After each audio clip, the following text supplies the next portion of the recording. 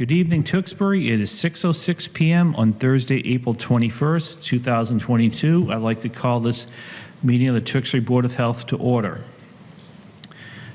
First on the agenda tonight is introduction of new board members. This is the first Board of Health meeting since the municipal election at the beginning of April, and we have two new board members here tonight.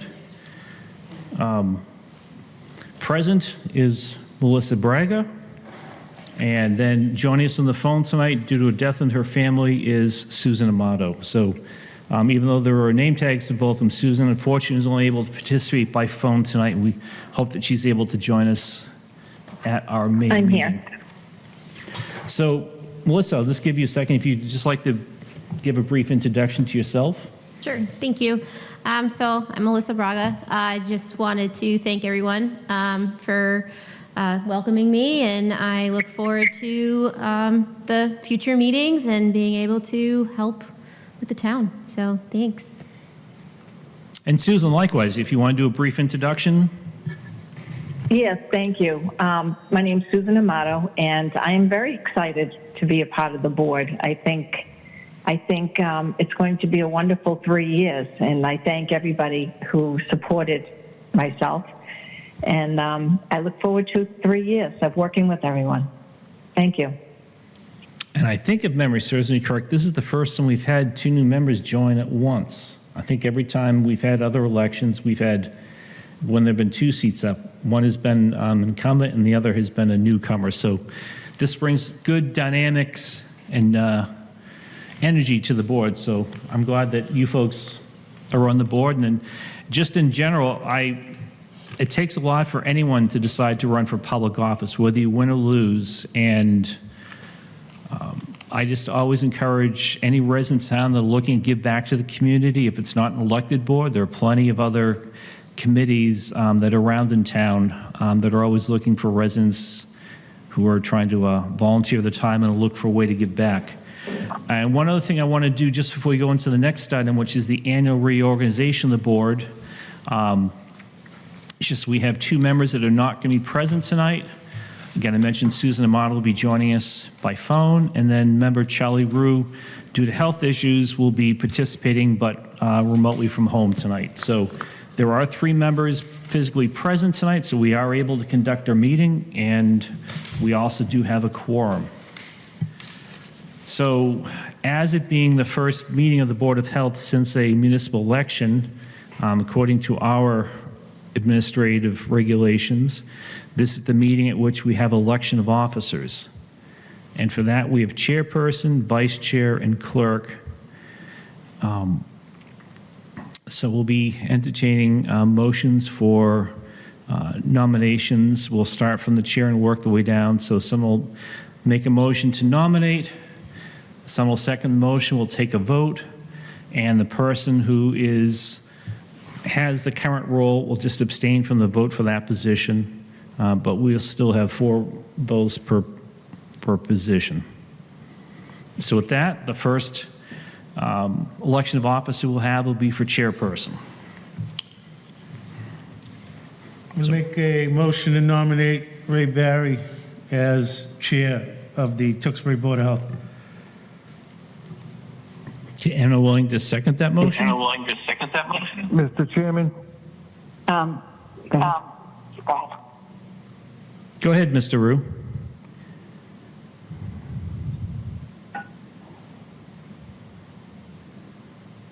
Charlie, are you there? Sorry, I don't know if this microphone's on or off. Am I on? You're on now. Okay, sorry. It's been a tough couple of years with this COVID thing going on, especially with our board, and there's been a lot of communication gaps and misses and hits and whatever.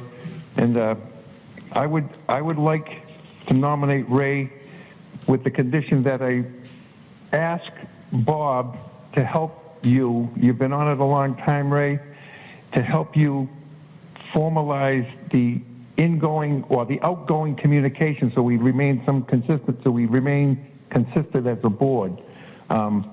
I did have a conversation with Bob offline and asked him if he would be willing to help co-chair, per se, just to remain consistent with some of the reporting that's been going out.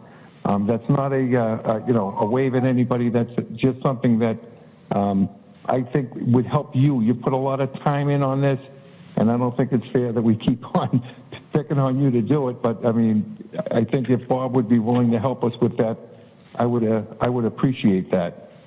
Okay, so before you say anything in the motion, let me just add that.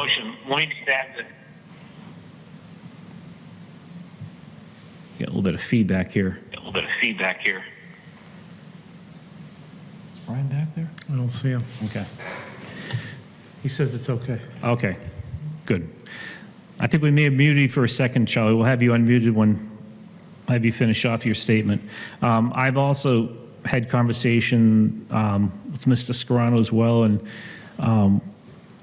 what we've worked out is that I'm going to more heavily involve him so that I can help split some of my load, because there have been times I'm spending 40 hours a month on Board of Health issues, and it would definitely help me to be able to unload some of this off onto Bob. And as well, we've also talked about, which we'll be doing tonight for one of the items, is there'll be items that we'll discuss, and we'll put the agendas together collectively, that I'll have Bob lead certain items. So we'll be doing that tonight in one of the items.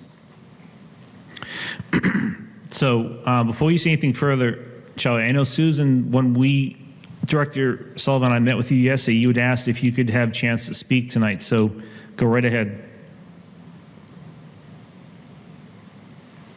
I'm sorry. Can you hear me? Yep, we can hear you.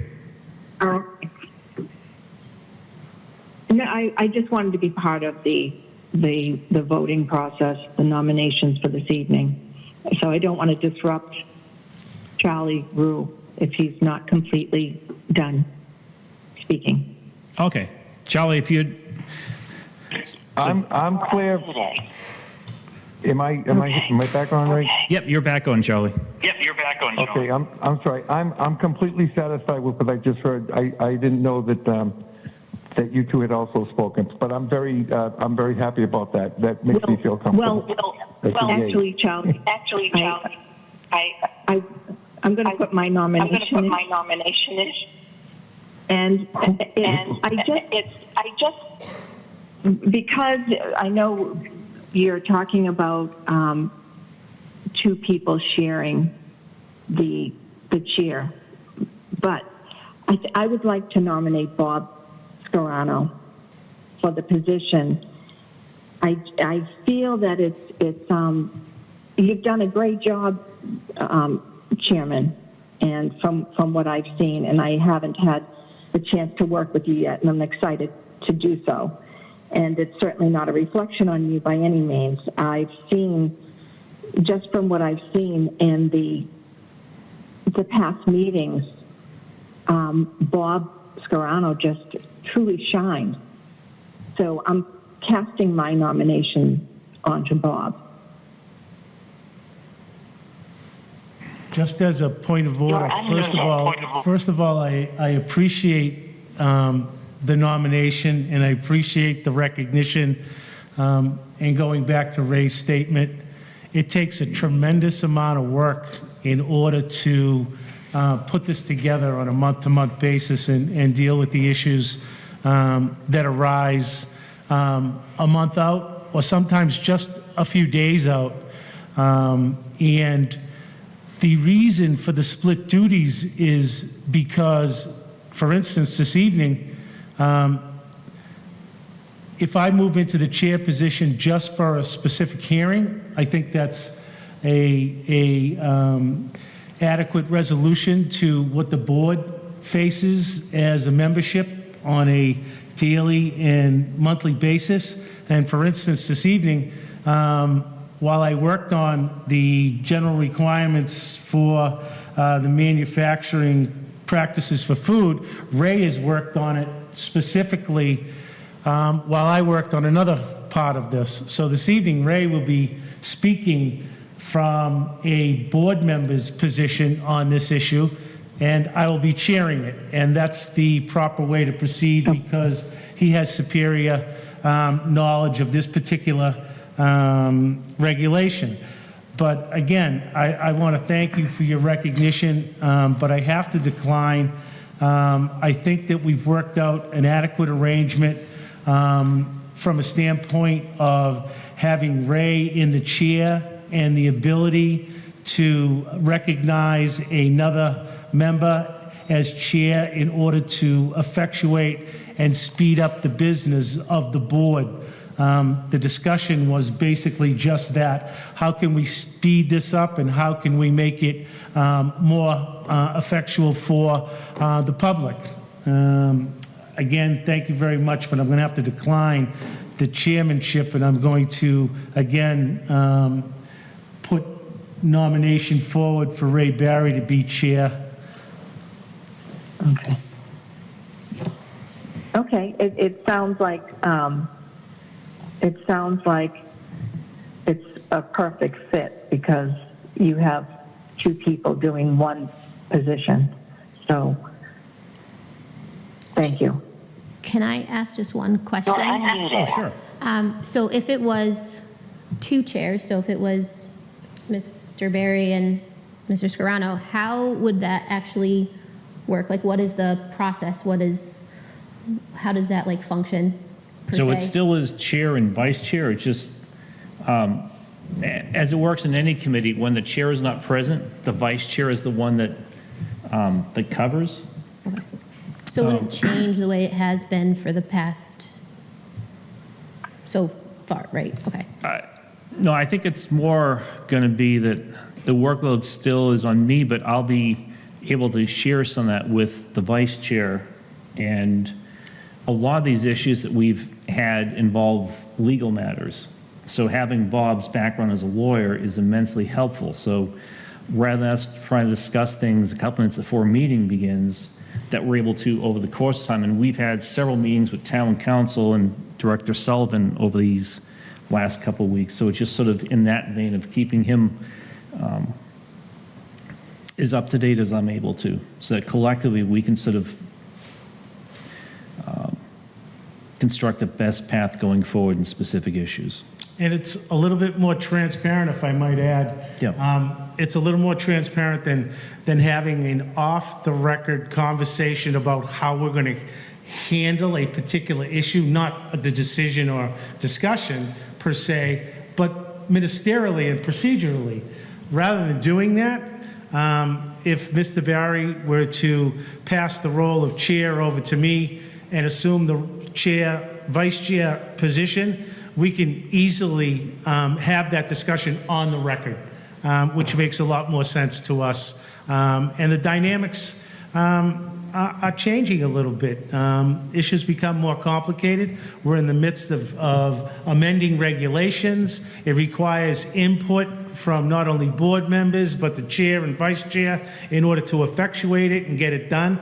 It also makes motions easier because, for instance, if one person is working on a regulation, they can then bring forth that motion because they have the direct interface with that regulation. If that's any kind of explanation, I would hope that it would be sufficient. And like tonight, the chair cannot put forth a motion. Yep. So the chair is more the vote tallier or the coordinator of voting and solicitor of motion and someone willing to second the motion. So that's why tonight we're going to swap roles when we get to the frozen dessert regs update so that I'm able to put forth the motion. So does that answer your question? You're unmuted. Okay. So, Mr. Rude, do you want to just? No, just I'm gonna yay on the nomination for you as chairman again. But just to get to Melissa's point is that it's a co-responsibility, which would be more directive to what the issue is at hand. So we don't be you trying to interpret what Bob is saying in terms of reporting out and vice versa. It just makes sense because there's so many legal aspects to what we're doing here recently and recently over the last couple of years. It would seem to be a smoother process. Right. So, Charlie, before you That's a yay on my end. Before you mute yourself, Charlie, just one thing I want to make sure you do for the record is that you have to second Mr. Scarano's motion. I did. I thought I did. I'm sorry. No, okay. I second the motion. I was saying yay. I'm sorry. So the motion's been put forth and seconded to nominate myself as chair, and I'll abstain from the voting, and we'll do a verbal roll call vote. We'll do the members present at Town Hall first. So yay or nay? So this would be for This would be for chairman. For chair. As seconded by Charlie Rue, Ray Barry, chairman. And then we're going to handle the co-chair role. Oh, okay. Okay. Yay. Yay for Susan Amato. You're unmuted. What was that? Mr. Scarno, your vote? Yay. Scronal, your vote? Okay, and the remote participants. Remote participants. Ms. Amato? Ms. Amato? Bob Scarano. Am I hearing this correctly? I'm sorry.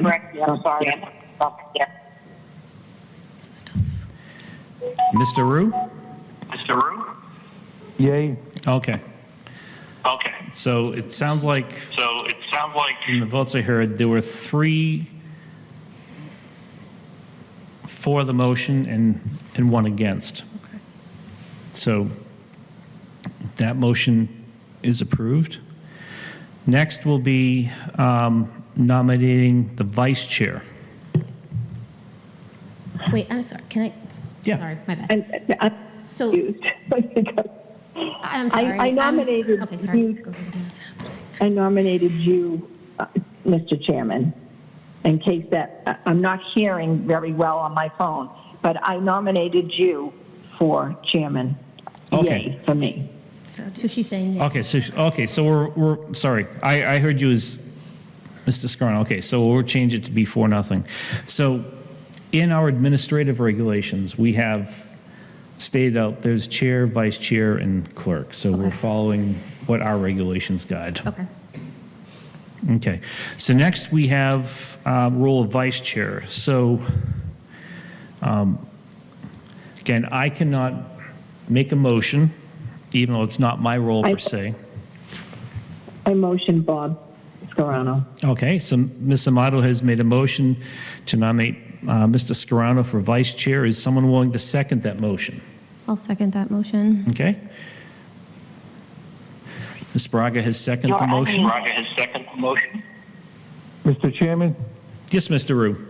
Yes, Mr. Rue. can I just make a reverse responsibility with Bob, which is what we did with you with the co-chair stuff, so it's consistent? Yeah, go ahead. Or is that necessary? That's not necessary. Yeah, I don't think I'm it's necessary, but we do. I don't think it's necessary, Okay. but we do. So motion's been put forth So and motion's seconded been put to forth and nominate seconded Mr. to Scarano or nominate renominate Mr. him Scarano. as vice chair. We'll take a roll call vote, so we'll do members or member present in the hall. So Ms. Braga, yea or nay for Mr. Scarano. Yay. And we'll take the remote call. So Ms. Amato, yea or nay for Mr. Scarano. Yea or nay for Mr. Scarano.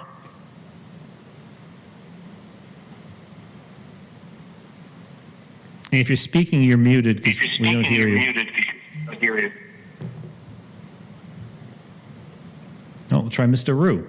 I'll try Mr. Rue. Yay. Yay, okay. Yay, okay. I'm back on. Yay Okay. for Susan. Yay for Susan. Okay, so Okay, so chair votes aye as well, so motion carries 4-0 for Mr. Scarano as vice chair. Now, we have the role of clerk, and the clerk's responsibility is to be the first reviewer of the monthly meeting minutes, or they would review them and then it would get passed on to the chair, and then from there back to the director, and then out to members. The other role, which we have not really implemented, which I'd like to try to, again, is trying to share the wealth, is that when we need to have some correspondence read into record, specifically that has been letters that the director has sent to someone that we're having a hearing with, when we have something read into the record, that I've done that by default, but that really should be going to the clerk. So we need to elect a clerk tonight, because our clerk had been Mr. Rulos, who has stepped down from the board. So we no longer have anyone serving the clerk role. I would like to nominate Melissa Braga. Okay. Someone willing to second that I'm motion? willing to second. I would second that. Okay. So Okay. motion's been put forth and second to nominate Melissa Braga as the clerk. As the clerk. So all those in favor signify by all those in stating favor aye. signify by stating We'll start aye. with the remote folks first. The remote folks first. Yay for Susan. Yay for Susan. Yay. Okay. And then here locally, Mr. Scarano? Yay. Chair votes aye as well, so motion carries unanimously 4-0. So not exactly what we talked about yesterday, but congratulations being clerk. Now, there is one other role I'd like us just to take a vote on right now. It's not necessarily one of the offices of the board, but one of the other positions that a board member has taken is to be the board's representative for Tewksbury Cares by serving on its board. And when Director Gillis and I were meeting with Melissa Braga yesterday and talking about things that she'd like to be able to do, we talked about Tewksbury Cares at length. So I think there's a mutual feeling that you'd be the best board representative to represent the board on Tewksbury Cares. So that is a motion we just need to take a vote on. So if someone would like to make a motion to nominate Melissa Braga to be the board's representative on the board of Tewksbury Cares, I'd entertain that. I motion. Okay, someone like to second the motion? I'll second that motion. Okay. Motion's been put forth and second to nominate Melissa Braga to serve as the board's representative on the board of Tewksbury Cares. So we'll take a roll call vote. We'll go through remote participants first. Mr. Rue? Yay. Yay. Okay, thank you, Ms. Amato. Okay, thank Mr. you, Rue? Mr. Rue? Yay. Okay. Okay. Mr. Scarano? Yay. And I vote, chair votes aye as well, so motion carries unanimously 4-0. And just for the record, Ms. Cerullo was a dual hat wearer as well, so you're, follow her footsteps pretty well, because she was clerk as well as the board's representative for Tewksbury Cares. So thank you for serving in that. Thank you.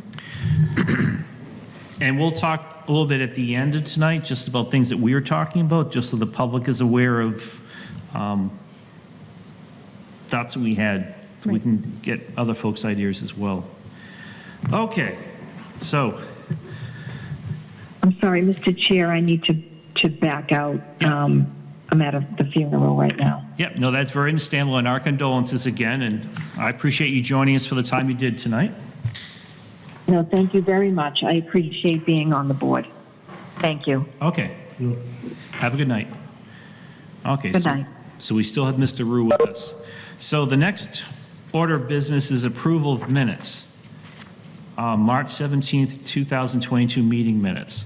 So as a matter of technicality and just education for everyone, everything we do as a board requires a simple majority, which means 3 votes. So we still have 4 people present. And Ms. Braga, for your education, a member does not need to abstain from voting to approve meeting minutes if they were not present for that meeting. Okay. So it's purely arbitrary whether, since these are minutes for when you were not on the board, but whether you want to be included in the vote to approve them or not.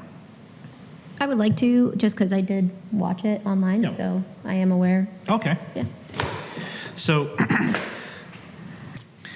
since I was wearing both hat of clerk and chair, I was the sole person that reviewed these minutes, so it did not have the normal dual review.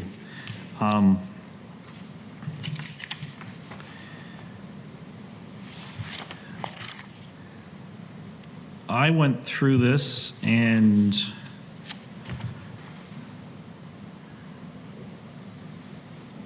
the only thing I had done, which I'll bring your attention to, was I had gone through and went back to the transcript, so I made sure I got the motion exactly as it was phrased, because that was going to be what the letter was going to direct.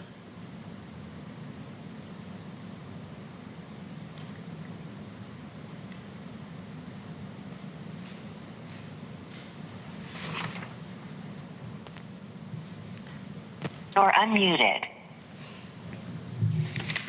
I've reviewed the motion that I made in the minutes, and the motion as recited in the minutes reflects the motion that was put before the board. Yeah, just because what I had gotten was sort of an interpretation of it, and I just figured, especially in this matter, we need to try to get the actual verbatim. While meeting minutes are not supposed to be an actual live transcript meeting, I just felt that it was important in that one item. So obviously, I have no changes or edits since I was the one that reviewed it.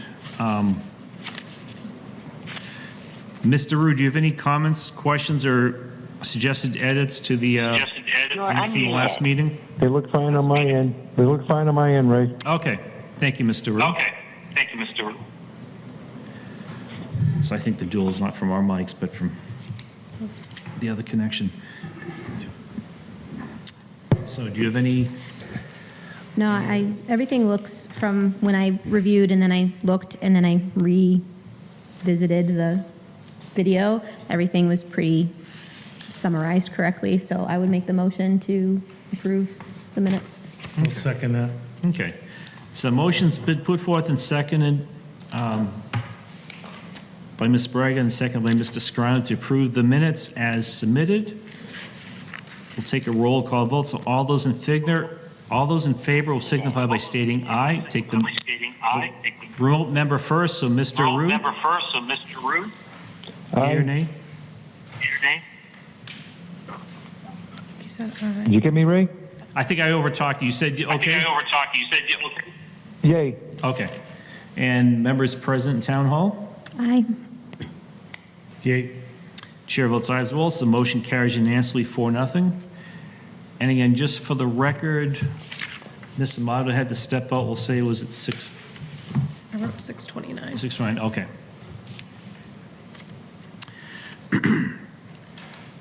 Moving on, under new business, we have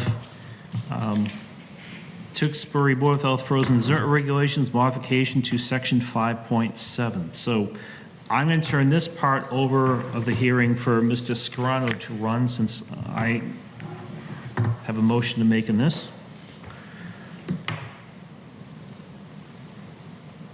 The next discussion will be on the general requirements to the manufacturing practices for food. I'm going to open it up to the board for discussion. There are a number of amendments that are promulgated and will take effect upon publication in the local newspaper, and I'll allow the vice chair to take it from here. Okay, so for all three of you, and Charlie, I completely forgot to email to you, but I just took the section out of the general requirements for the new frozen dessert regs. I forwarded this. Oh, you did? Okay. That said in section 5.7 that permit holders shall maintain a daily cleaning and sanitizing log for each frozen dessert machine. And I had mistakenly inserted the word daily into that, because daily cleaning and sanitizing is for manufacturers of frozen desserts as per the state regulation. They specifically call out for soft serve machines that they are to clean them and sanitize them as per manufacturer's instructions. So I was just looking at removing the word daily from that. We still want permit holders to maintain a cleaning and sanitizing log for each frozen dessert machine, but it's not something that needs to be done daily, because they're not required for a specific cleaning and sanitizing duration that's left up to the manufacturer's recommendations. As a side note to this, we also talked about that having this log would be helpful so that when the department receives the monthly test results from all frozen dessert machines, that if there are any high readings, that they can then compare those to the cleaning and sanitizing log just to see if there's any correlation. So it's good background information. And as well, it's a good matter of principle for folks just to maintain checklists and logs, because that's going to help ensure that things are being done and that there's monitoring by both the department as well as the actual business. So with that, I was just looking at removing simply the word daily from that, but still keeping the rest of the language. So any discussion from board members? Mr. Chair, can I, would it be better to add that it should be, that little blurb of shall comply with the machine manufacturer's instructions? Because we're taking out daily, so it kind of correlates with what? Yeah, so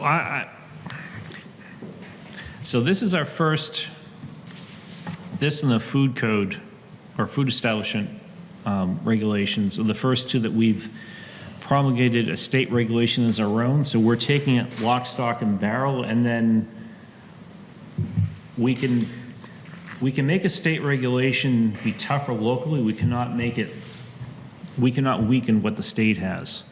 So the challenge in this is trying to state certain pieces, state obviously whatever we're changing from the state, but then also looking at what should we restate, no pun intended there, that the state has that we also want to reemphasize. So I would point out that 5.3 does Yeah. touch on that issue that you bring up, and I think it's a good point.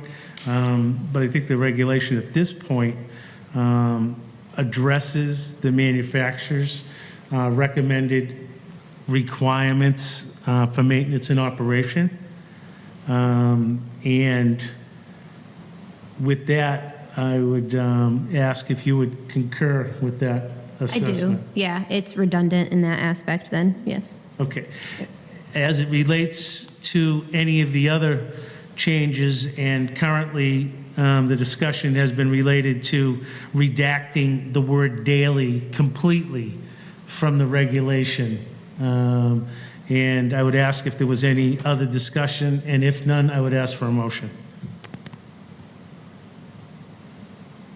before I make the motion, I'll just say, I had the same thought you did when I was crafting this, thinking, do I put it in? Like, we're trying to keep our regulations to a Right. concise thing, and this is longer than I wanted, so I will make a motion to remove the word daily from section 5.7 of the minimum sanitation standards for frozen desserts, so that it would state, permit holders shall maintain a cleaning and sanitizing log for each frozen dessert machine. This section currently states permit holders shall maintain a daily cleaning and sanitizing log for each frozen dessert machine. And then, as per 105 CMR 500.81, Section F, subsection 3, soft serve machines, the operator of any soft serve machine shall comply with the machine manufacturer's instructions with respect to cleaning and sanitizing. I'll second that motion. Okay? Motion on the table, rather than repeating it, to redact the word daily from section 5.7, leaving the remainder of the entire 5.7 as read without the word daily. And we have a second on the motion. I will open it up to the board members. First, to the vice chair, voting on the redaction of the word daily. Okay, I guess I'll approve my motion. Aye. And Charlie? Aye. And the chair votes aye as well. The vote is 4-0, unanimous to redact the word daily as the amended, as the motion stated by Mr. Barry.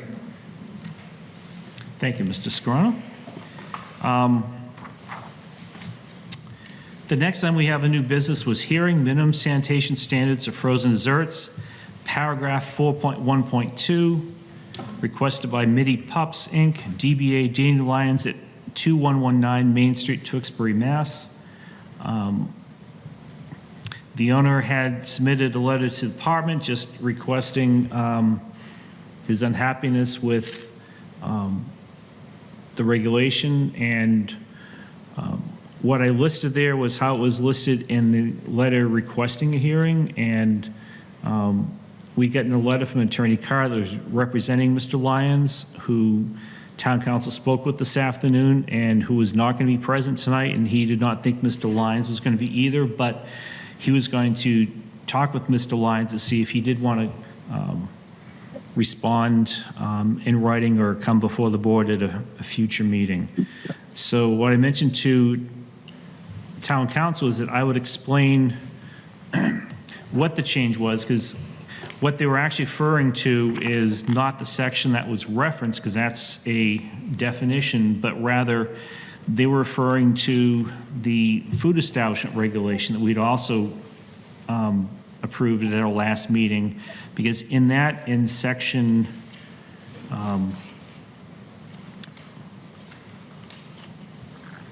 forgot the section. We had in that indicated that the main change from promulgating the state regulation was that we were adding in the requirement that there be someone serve safe certified on shift at all times during operations of a food establishment. And Mr. Lyons was, through Attorney Carr, through Town Council to me, had indicated that the concern there was that Mr. Lyons felt that it was going to be cost prohibitive to get every employee of his trained in Serve Safe certification. And we just wanted to take this time to clarify that the intent was of the regulation that not every employee at a food establishment needs to be Serve Safe certified, but we wanted to make sure that there was one person on staff at all times that was. Because historically, the department has found upon doing food inspections that the person who was Serve Safe certified had left the building, and that knowledge had walked out with them, and that folks there were not aware of basic things like how to operate a dishwasher or how to properly make sanitizer.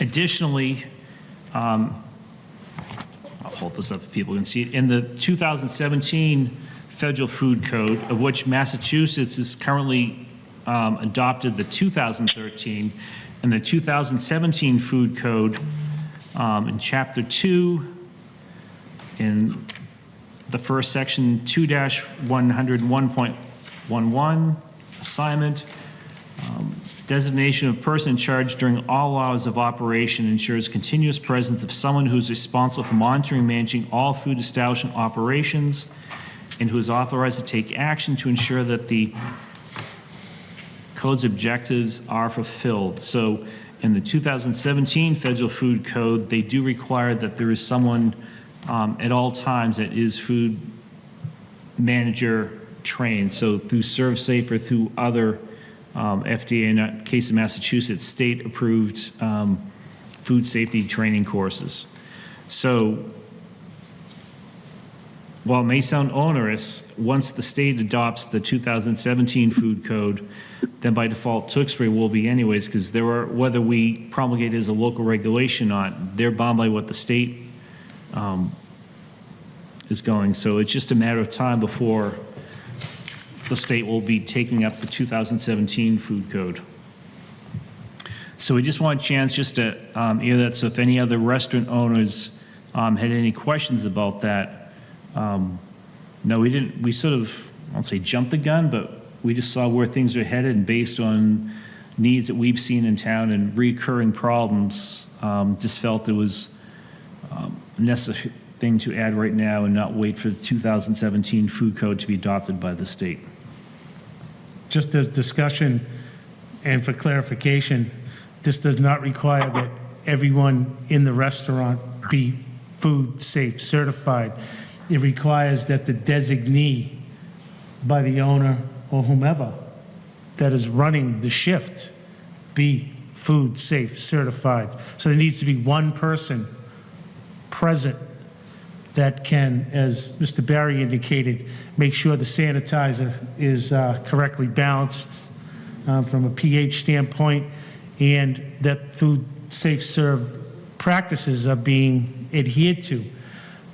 It would be nice if everyone was food safe certified, and there are courses out there, and I think it's a pathway to a promotion and obviously a advancement in the industry if you are food safe certified. But this regulation doesn't require everyone be food safe certified, just the designee that's on the shift that's responsible for operations.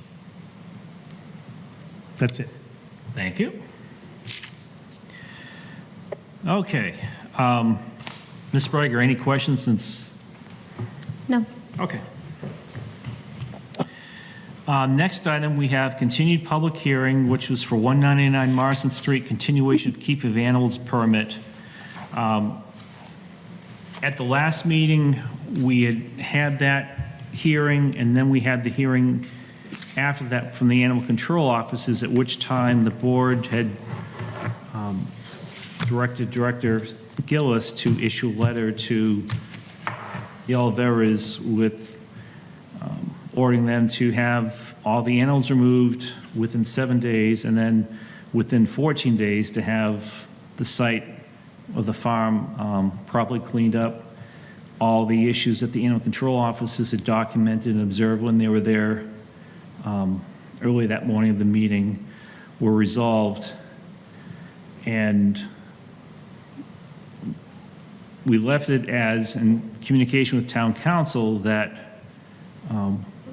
as I stated here, is anticipate the board will continue this hearing until such time that the farm is in compliance with prior orders issued by the health department. So I'll open that up for comment by board members, or at least Mrs. Scarano, because you've been involved in these phone calls with me. Well, first of all, we'd like to recognize that the farm has complied with an order recently generated through the board at the last meeting for an immediate cleanup,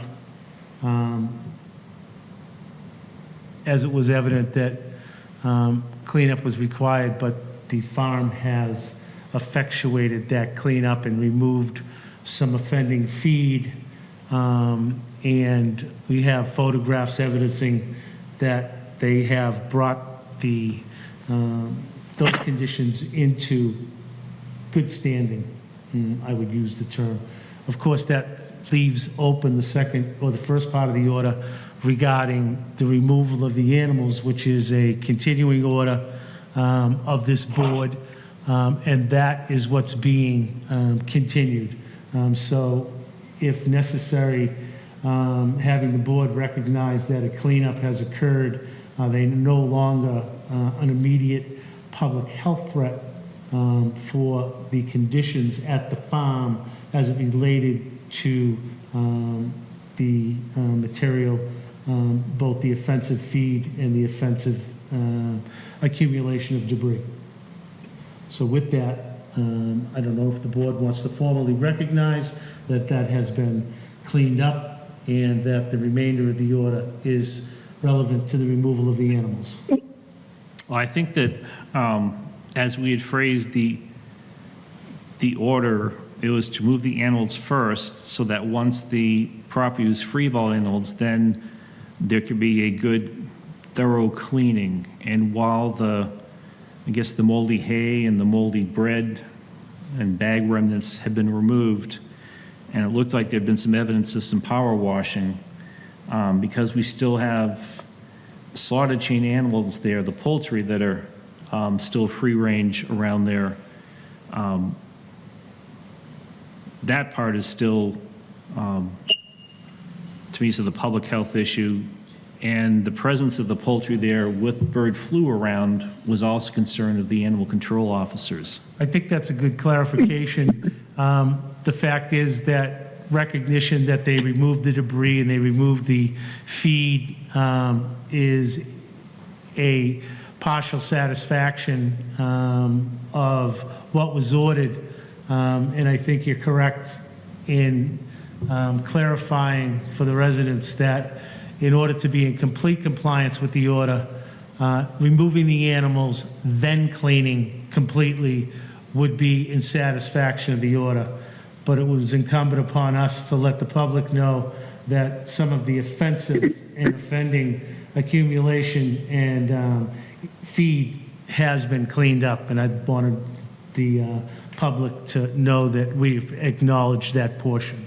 Yeah, because the feed issue was related to being a issue for rodents coming on the property. So yes, that part has been taken care of.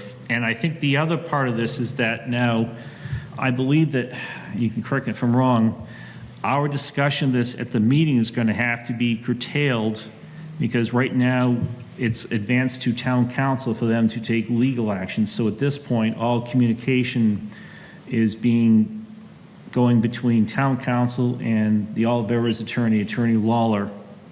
So it's without, I think, beyond our bounds right now to even publicly comment on any potential legal actions being taken, and that's all being handled through town council.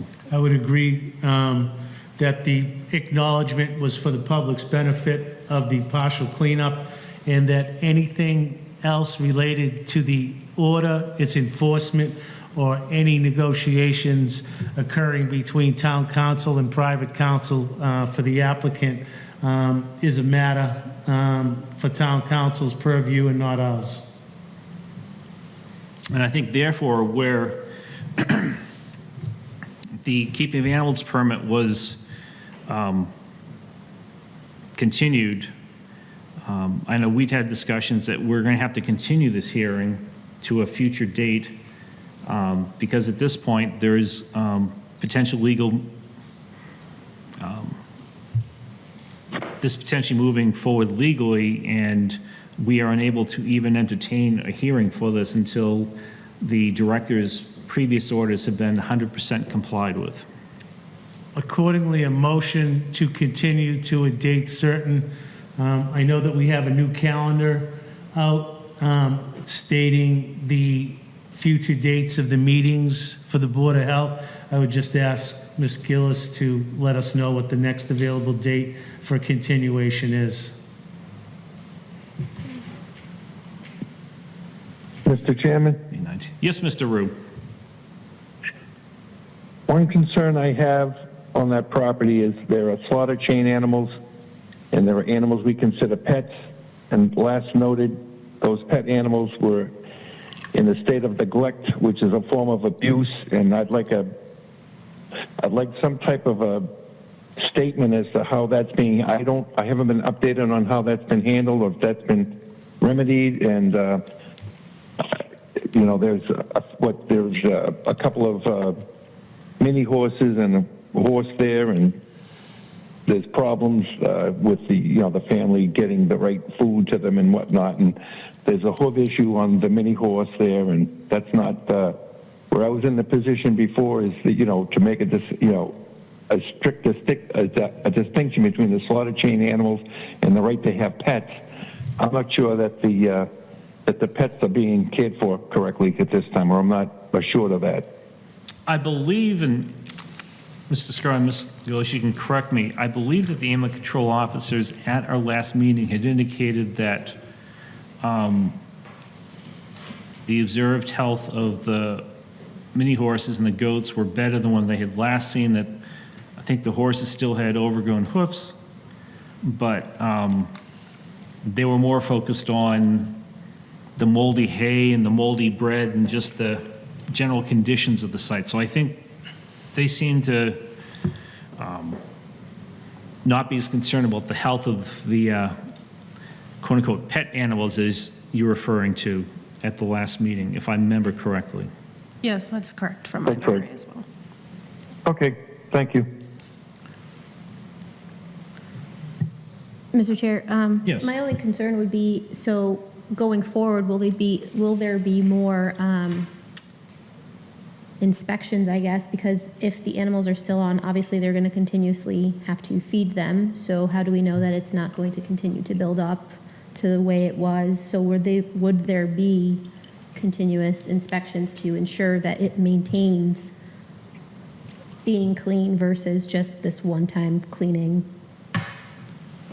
I would just say that because there's an application before the board, Okay. and because the animal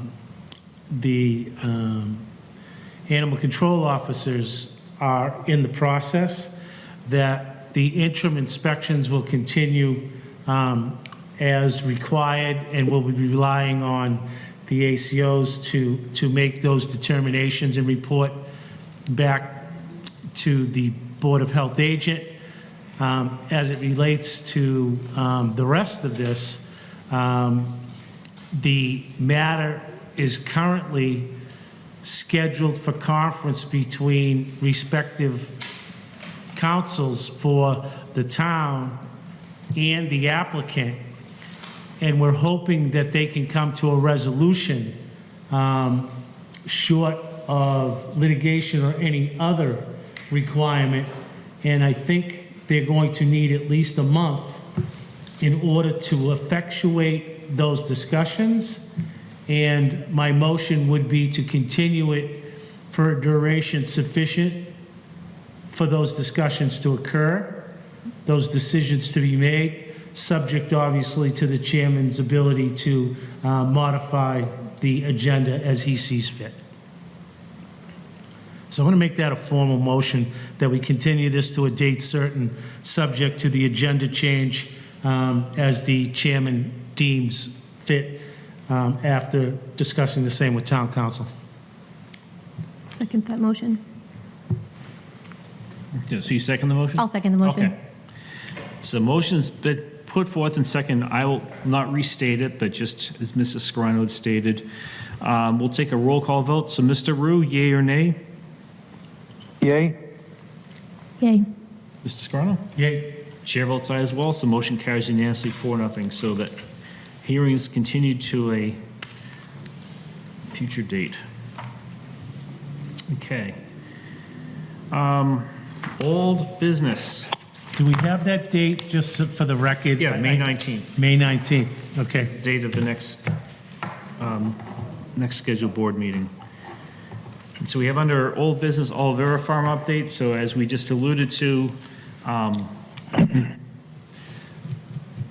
progress has been made in cleaning the site. However, any future communication about this, we're going to have to defer, because now it's in the town council and the applicant's council.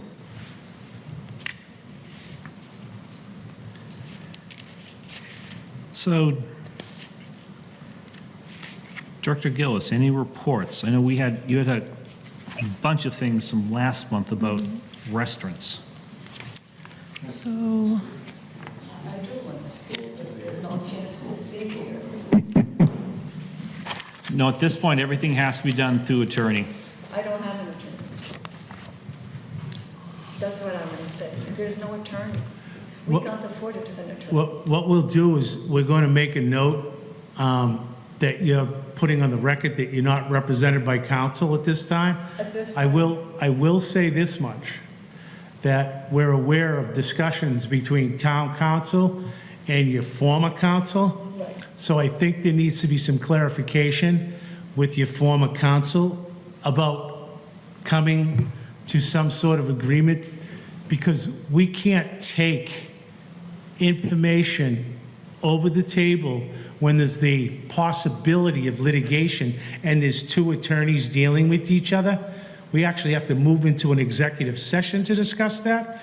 We just as soon leave it on the table that the two attorneys are discussing the matter, and whether you're represented by counsel or not, I think you're going to have that discussion with Attorney Lawler and find out what the progress of the discussions are. But right at this time, we've been notified that there has been a discussion, and we'd like at least those two folks to continue talking. If there's a letter from your attorney indicating that he has withdrawn from your representation, at that time, we would recognize it, and we would have a discussion with town council on how we would handle that. But right now, we don't have a resignation or a withdrawal of that attorney. He seems to be still representing you. We want to give you the benefit of the doubt until that withdrawal comes. We don't want to prejudice you. I just have a question for you, because I didn't quite understand all that you said as you go forward with this. Why don't we have you sit down for a moment, because this seems to be a point of clarification I question. don't understand what you said, sir. Okay, so please, identify yourself, and then we'll see if we can answer your question, if it's within the purview of the board to do so. So identify yourself for the record. My name is Leontina Oliveira Pacheco, Okay, and I'm Dennis's sister. okay, and with you this evening? Eileen Oliver, Dennis. Okay, and your question for the chairman is? Well, it's not even a question, it's a clarification. I didn't understand the thing you said in terms of how to go. I understood the part when I came here to ask you about the council. Okay, I understood that. But prior to that, as you proceed, today I thought we were coming here for a vote on the application for the permit. On the 17th, you couldn't vote on it because there weren't enough members to vote on the application. So I'm here thinking that we're going to get a vote, and there's a whole bunch of conversation, legal issues, terminologies that I'm not familiar with. So I want to know what's happening. Let me see if I can clarify for you what's transpired.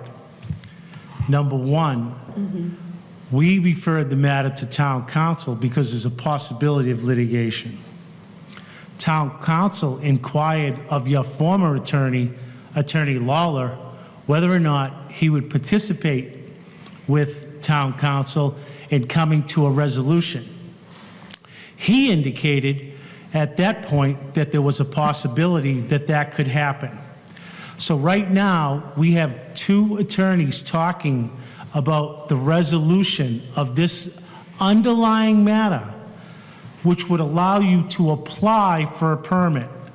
We don't have a resolution of the underlying matter, which is a live order of this board to remove the animals. That's a live matter that you're in violation of. Until that violation gets cleared up, we are not in a position to move forward on action on the permit. Town council and your former or current lawyer are talking about a resolution so that we might all come together in moving forward on this issue. At this point, since there is an order, non-compliance, there are two attorneys talking, the board steps aside and waits for that resolution.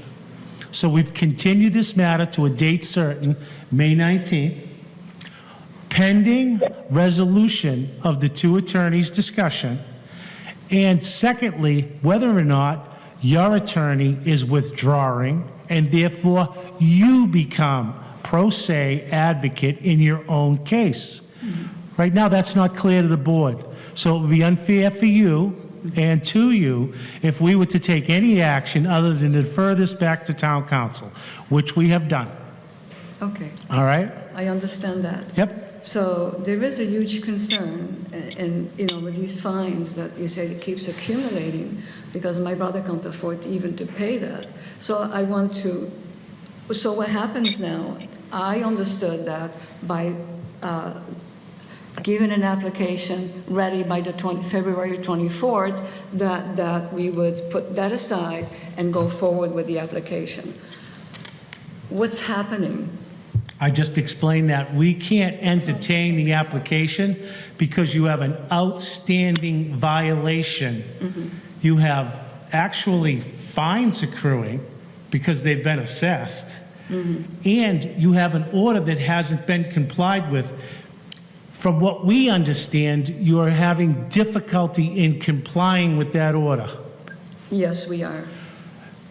The two attorneys are talking about what resolution there is in order to get to the next step, which would be an application.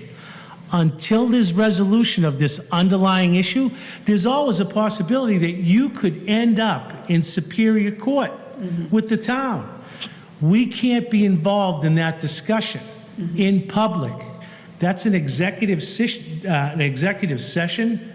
matter where the board would have to go outside the public's purview and discuss this in order for town council to adequately represent the town's interests. Your interests should be adequately represented too. I understand that you're telling me that there's a problem with affordability. Yes. I fully respect that. In that case, your former counsel will issue a letter withdrawing his representation from you, because right now, we don't have that. Okay. As far as we're concerned, you're still represented. Whether you're paying him or not is irrelevant. Until that letter of resignation or withdrawal comes to us, you are represented by counsel. Counsel is talking to town council, and we have to step back. We want to help you move forward with your application. We want to help you bring yourself into compliance, but right now, we can't act.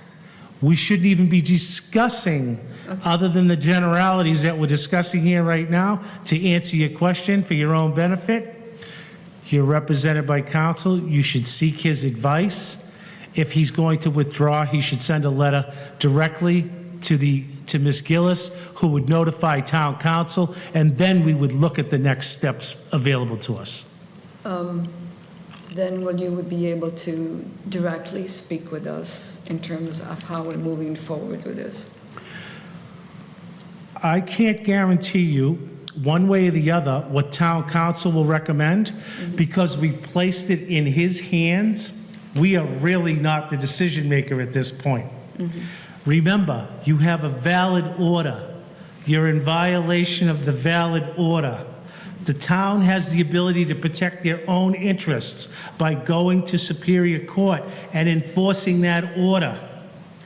What's in the town's best interest is related to what town council decides, not this board.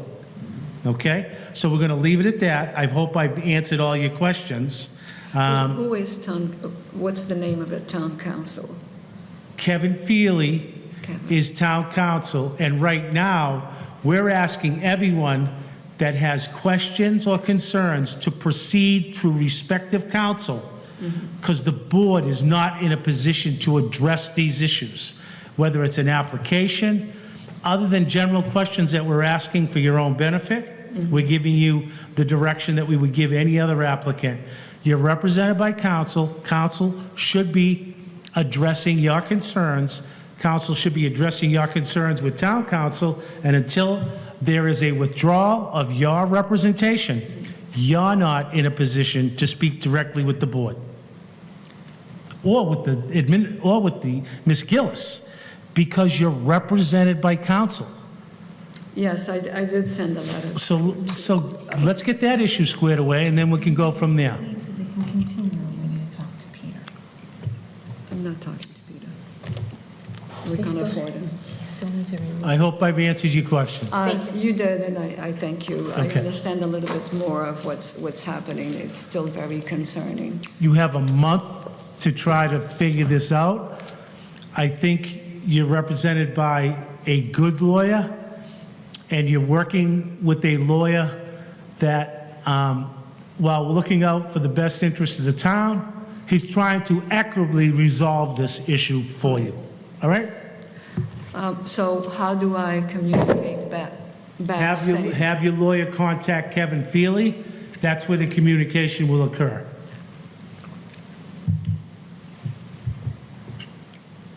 Thank you. You're more than welcome. Good evening.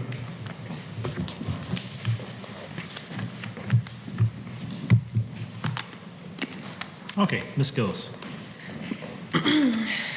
Let's see. So Vincent went back out to Burger King for a reinspection. It seems that conditions were better than the initial inspection, so we're just going to have to keep an eye on that. As far as the Dunkin' Donuts, he didn't have any reinspections, so hopefully going forward, we don't run into issues in the future, but we will be frequently going back to inspect. So we'll handle those situations as they come. Is there any need for a peer oversight at this point? Not at this time, I would say. But it's not out of the question. Right. So, Ms. Braga, just to bring you up to speed, for some reason, over these last couple of years, and for the first X number of years of the board, we never had any food establishment issues come before us. For some reason, over these last couple of years, we have. And when it's been repeated issues, it's not the department's role, who's understaffed, to provide training to the employees at the food establishment about what they should be doing. And while we can assess them a fine, we figured that's not going to benefit them at all. But rather, what we have done is we really believe in trying to educate the permit holder. And so through this, we have required that the food establishment retain the services of a food safety consultant that can go in, conduct their own independent inspection, and then sit down with them, review their findings, put together whatever training materials or manuals needed, train the staff, and more importantly, train the managers, because the managers are less apt to change than the employees. And then we've always required that the food safety consultant perform monthly inspections. And I think the minimum has been 3 continuous inspections with no critical violations. In some cases, I think we've made it 6 or 9 months. I think Burger King was one of those that was like a 9-monther. And in this case, we had met with the regional managers, and they assured us things were going to get better, and they weren't, so that's when we had to bump it out. And I think now what's happened is there's been a change in regional managers again, so everything flows from the top down, so everything that was been done was sort of for naught. So now we're sort of looking at what are we going. We have successfully utilized this in other restaurants in town, and it's helped them because our role has always been not to penalize folks, but to try to educate them, because as Mrs. Scareno always pointed, definitely Dr. Bichetti would point out, if you're in the business, you should know what your requirements are, and you should be able to Correct. ensure that people are following them. And we get stuck when that's not happening. So we figured this has worked out well in the past, and I think the measure we'll try to continue to implement is to, because ultimately it's going to be more expensive for them to hire a food safety consultant and get them back to where they need to be than to pay the fine. And we also look at it as they're probably going to have to on their own hire a safety consultant to do this. So it's like, let's just cut to the chase. Let's just have them do it. And again, usually that's worked out well. But now as we're seeing these corporate chains, when there's a change in upper management, that's now the issue. Hopefully with the new regulation too, and increasing the training for staff, that can hopefully help moving forward too. So With the that's serve safe. one goal, yeah. Yeah. Pam also had her Tewksbury Cluckers meeting on March 22nd. She said it was pretty well attended, and they're going to keep moving forward meetings. So I would just keep an eye out for those meetings. I'll update when I know they're happening, but it sounds like it went well. Oh, good. I think that's all I have. Okay, and then I know we had hoped to have Ron Beauregard come before us tonight to talk about tobacco regs, because we need to get our regulations on par with the state's regulations. And we were going to have him come tonight, but he had a sales violation hearing that he had to attend, which definitely takes priority. So hoping that he's able to join us for our next meeting, because we do need to get that regulation updated. Once we've met with him, then hopefully the meeting after that or 2 after that, we'll be able to start working on getting the regulation updated. And what we've done in the past, we've done regulation updates, is to have a working group, of which we try to have no more than 2 board members, so it does not, because once we have 3, then it constitutes an open meeting. We have to post it publicly. but as long as we have 2 or less, then we don't have to. And some of these, we've had, I think the animal regs, we had some state agricultural representatives with us. We had Pam Thomas, our animal inspector. So we try to engage people we think would be helpful, that may have a vested interest, just so that we can take something. The animal regs is different because we were essentially starting from scratch. Tobacco regs, it's more, I think, more administrative, that we're just trying to make sure that we are on pace with what the state has. Because again, legally, we can't be weaker than the state. And I think one of the things that the state is much higher on is the fines. And Ron Beauregard is our tobacco control agent for the board. He does several towns and cities throughout the state. And he's very knowledgeable.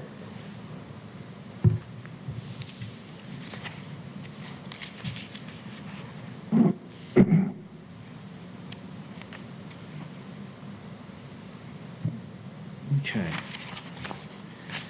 I had nothing else myself. Did you have anything, Mr. Scarno? I didn't, other than the current kerfluffle regarding masks. And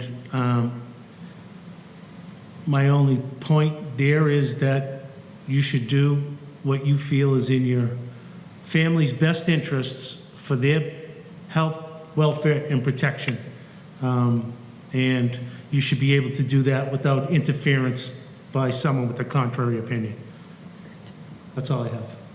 Yeah, I think that's important because personally, I don't see this as ever 100% going away. And if it's not one variant, it's another. And if it's not a variant, then we're coming back into flu season or something else, or allergies. So when you have a sniffle, you don't know what it is.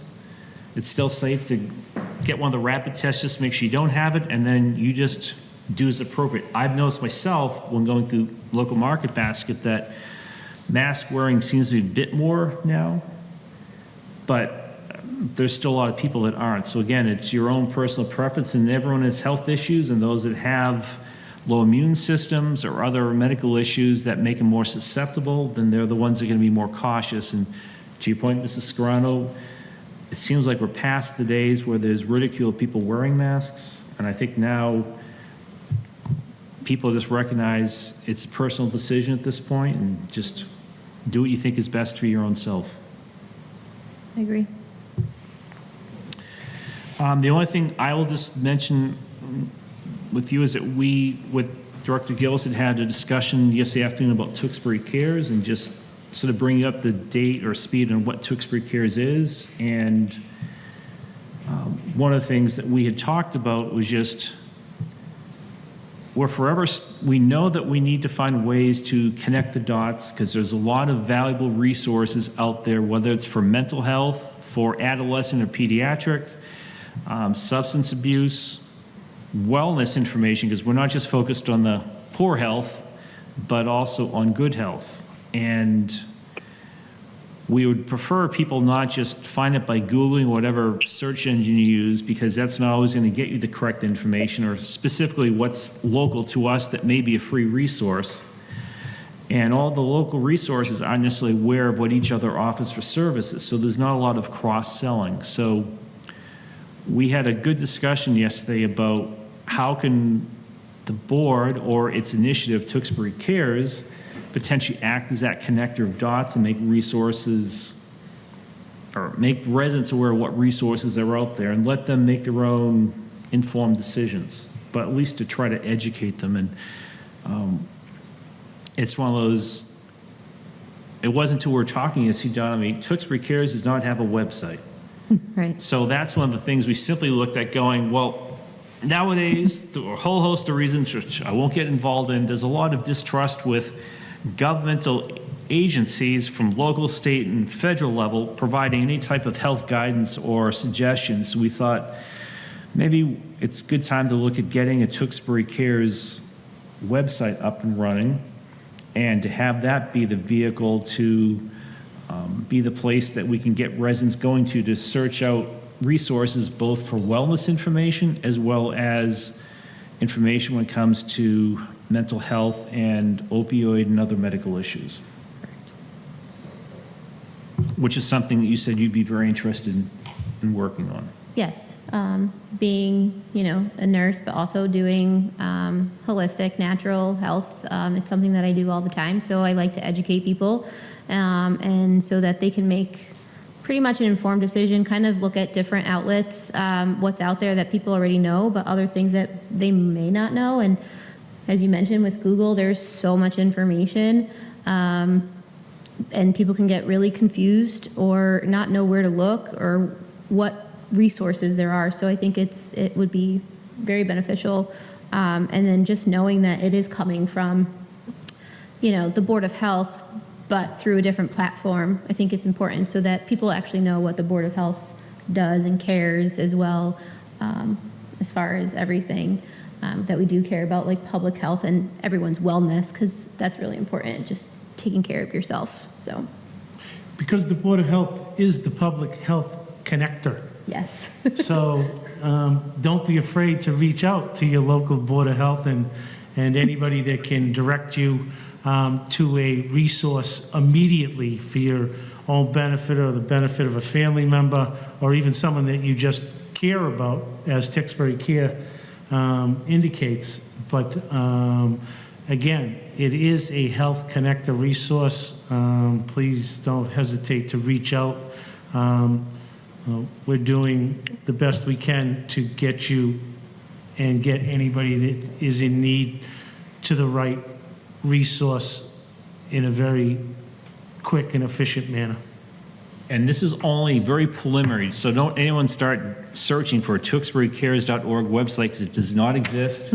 There's a lot of work involved, but a seed was planted, and we're going to see how that nurtures. Correct. And I also just want to add personally that it's been a while since we've had a nurse on the board. Kathleen Brothers had been our last nurse, and she stepped down several years ago. And I think now it's very helpful that the board has a nurse, especially as we're looking at trying to communicate both health issues, wellness, as well as not so well issues. Right. I think it's really going to help the board having a nurse back on. So I'm very glad that we have a nurse now. Thank you. And we also have a town nurse again, I do, thankfully. because there was a void where we had no nurse Right, at either level. very long time. So, Mr. Rue, One quick one, Mr. Chairman. go right ahead. I want to make sure that we acknowledge Maria Cerulis and Dr. Anthony Boschetti for their work they have done over the past several years. And with that in mind, welcome aboard. Of course, we already have welcome aboard the new members, but also take note that all three candidates should be applauded for their willingness to put their hat in the ring with these elected boards. You put yourself out there, and my analogy, figuratively, make sure I mention that figuratively, is to be a member of a board like this, or to be stepping up like this, you got to be able to take a punch. And that's a figurative thing. I have to say that several times so it's not reported in the local newspaper or the online groups, because they have a tendency to say things that aren't really what was said or meant, or they seem to be slighted. So I'm very proud of the fact that we have 2 new members on board. I'm very happy we had 3 candidates, and I want to thank the 2 former candidates, the 2 former board members that provided a lot of work. There's a lot more work here, there, Melissa, than you think there is. So be wary. I have heard. I'm looking forward to it. And just so you're aware, Mr. All Rue, right. I did, at the end of the last meeting, I did thank and recognize the efforts of Dr. Boschetti and Ms. Cerulis. And I guess just a point of clarification for our 2 new members, and to your point, Mr. Rue, unfortunately, there is no clothing allowance for board members for asbestos pants, so if you need to get some, it's on your own dollar. I probably have a pair I can loan out, but mine are well singed. Mine literally have holes in them, so I'm not going to worry about it. So with that, Mr. Rue, is it time for your motion? Mr. Rue is our official This is my turn. meeting ender. I'd like to make a motion that we close tonight's meeting, Mr. Chairman.